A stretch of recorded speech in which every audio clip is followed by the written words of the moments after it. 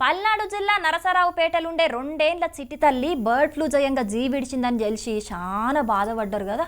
ఇక ఇన్ని రోజులు ఏపీకే పరిమితమైన బర్డ్ ఫ్లూ ఇప్పుడు తెలంగాణ మొత్తం ఎంటర్ అయింది. మరి తెలంగాణలోకి మాయదారి రోగం ఎక్కడొచ్చింది, ఏం కథ చూద్దాం పాండి చల్లి.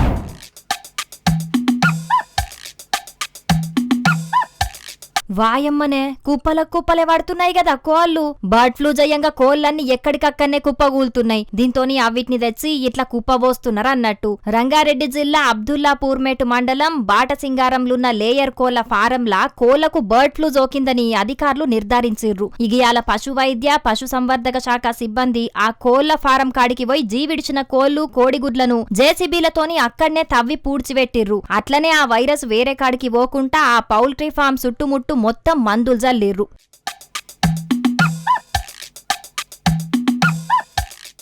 ఆ కోళ్ల ఫారంలో 36,000 కోళ్లు పడతాయట. ఇక దాంట్లో ఇప్పటికే 1,000 కోళ్లు జీవిడిచినాయట. ఇంకో 17,000 కోళ్ల దాంకున్నాయట. ఇవే కాదు, బాటసింగారానికి కిలోమీటర్ పరిధిలున్న అన్ని కోళ్ల ఫారాలలున్న కోళ్లను పూడ్చిపెడతామని అంటున్నారు. అట్లనే ఈ కోళ్ల ఫారానికి 10 కిలోమీటర్ల పరిధిలున్న కోళ్ల ఫారాలలుండే కోళ్ల నమూనాలు తీసుకొని పరీక్షలు చేస్తారట. ఇగటు బాటసింగారంలో ఇంటింటికి సర్వే చేసి ఎవరికన్నా బర్డ్ ఫ్లూ లక్షణాలు ఉన్నాయా అనే సుతం తెలుసుకుంటున్నారు. ఇగటు బర్డ్ ఫ్లూ వచ్చి 1,000 కొద్ది కోళ్లు జీవిడిచే వరకు పౌల్ట్రీ ఫారాలు నడిపేటోళ్లు మస్తు దుఃఖపడుతున్నారట. మరిగ జనాలు తెలంగాణల సుతం బర్డ్ ఫ్లూ కేసులు వస్తున్నాయి కాబట్టి జర చికెను కోడిగుడ్లు తినేటోళ్లు జాగ్రత్తగా ఉండుండ్రి. ఒకవేళ తిన్నా కూడా బాగా ఉడకబెట్టుకొని తినుండ్రి, లేకుంటే జర తక్లీఫ్ అయ్యే ఛాన్స్ ఉంటది కాబట్టి చికెన్ ను మస్తు ఉడకబెట్టుకొని మాత్రమే తినుండ్రి, లేకుంటే కొద్ది రోజులు దానికి దూరంగా ఉండుండ్రి. పానాల కంటే ఏది ఎక్కువ కాదు కాబట్టి జర చూసుకోండ్రి మరి.